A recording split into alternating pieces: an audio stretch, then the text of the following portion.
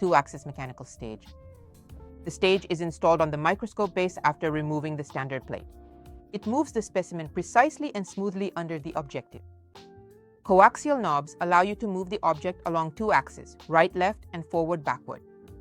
This is especially convenient when working with small elements that require precise positioning, as well as when sequentially examining the entire surface of the specimen. The working surface of the stage is made of transparent glass, which allows for work in both transmitted and reflected light. Flat objects are secured with clips. Smooth movement and high positioning accuracy become especially important at magnifications above 40 times. The 2-coordinate stage is convenient for scanning the surface. The specimen moves along a predetermined trajectory, which allows for systematic examination. The design ensures stable positioning of the object, which is important when performing measurements or photography. Such a stage is especially useful in electronics for inspecting microchips and tracks, and in biology for studying insects and botanical specimens.